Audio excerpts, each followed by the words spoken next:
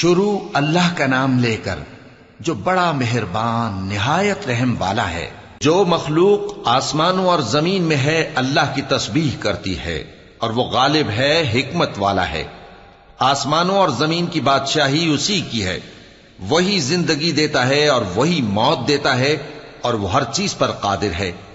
وہی اول اور وہی آخر، اور اپنی قدرتوں سے سب پر ظاہر اور پھر بھی پوشیدہ ہے، اور وہ ہر چیز کا خوب جاننے والا ہے۔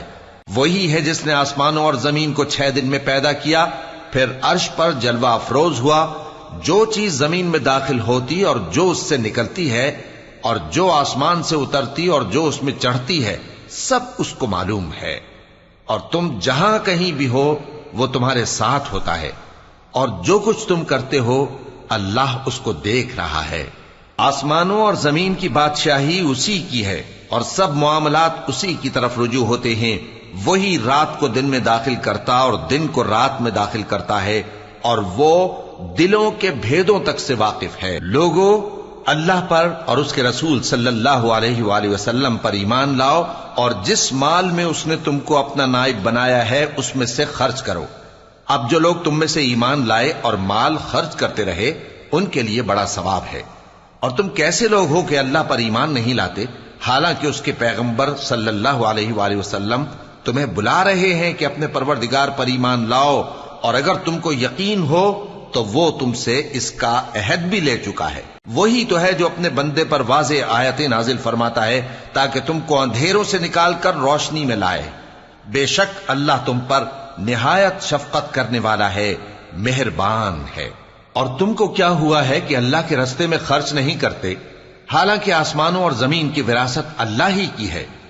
جس شخص نے تم میں سے فتح مکہ سے پہلے خرچ کیا اور جنگ کی، وہ اور جس نے یہ کام بعد میں کیے وہ برابر نہیں۔ ان کا درجہ ان لوگوں سے کہیں بڑھ کر ہے جنہوں نے بعد میں مال خرچ کیے اور کفار سے جنگ کی، اور اللہ نے سب سے ہی ثواب نیک کا وعدہ کیا ہے، اور جو کام تم کرتے ہو اللہ ان سے واقف ہے۔ کون ہے جو اللہ کو نیک نیتی سے قرض دے تو وہ اس کو کئی گنا ادا کرے گا، اور اس کے لیے عزت کا صلہ یعنی جنت ہے۔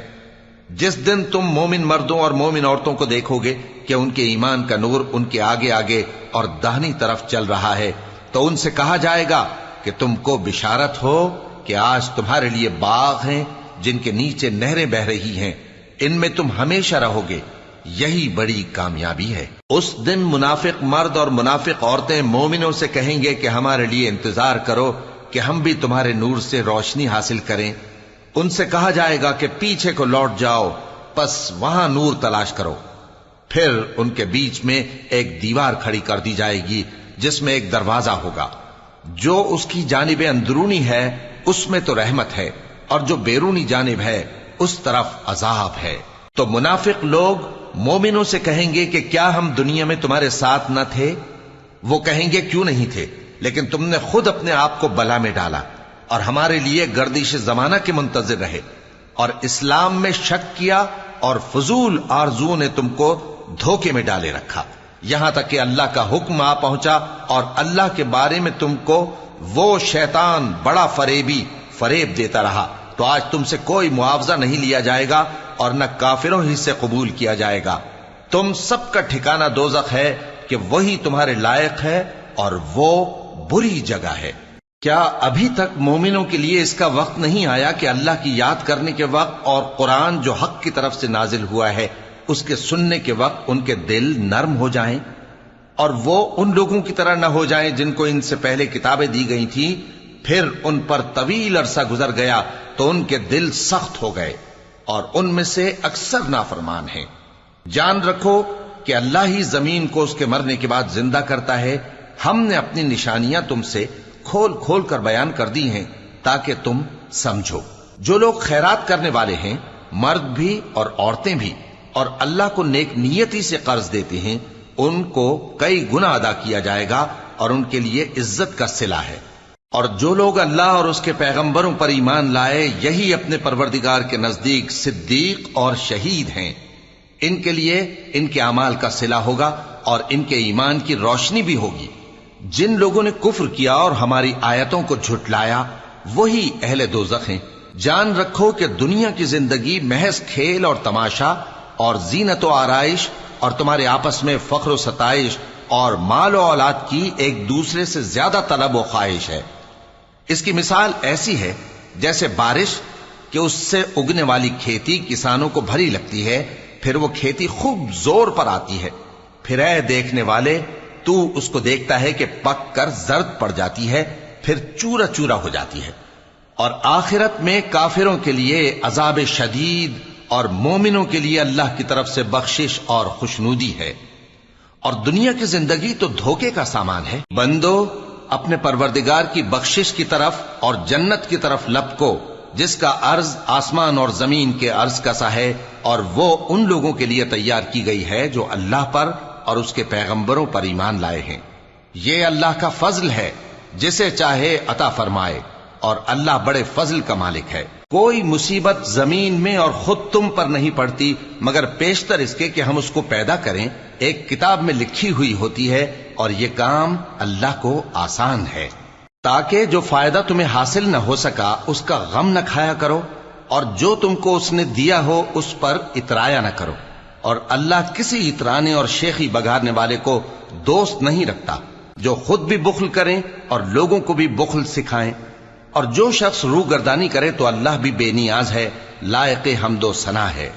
ہم نے اپنے پیغمبروں کو کھلی نشانیاں دے کر بھیجا اور ان پر کتابیں نازل کی اور میزان عدل، تاکہ لوگ انصاف پر قائم رہیں۔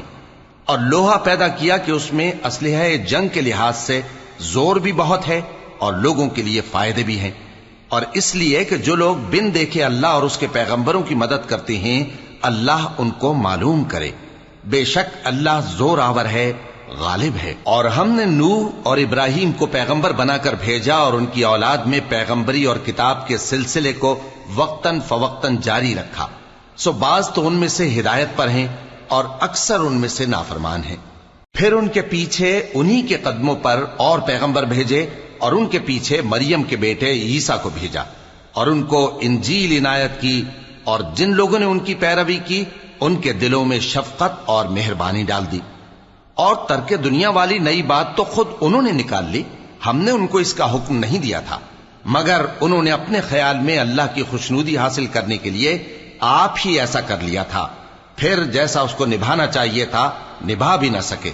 پس جو لوگ ان میں سے ایمان لائے ان کو ہم نے ان کا اجر دیا، اور ان میں بہت سے نافرمان ہیں۔ مومنو اللہ سے ڈرو اور اس کے پیغمبر پر ایمان لاؤ، وہ تمہیں اپنی رحمت سے دگنا اجر عطا فرمائے گا اور تمہارے لیے روشنی کر دے گا جس میں تم چلو گے، اور تم کو بخش دے گا، اور اللہ بخشنے والا ہے، مہربان ہے۔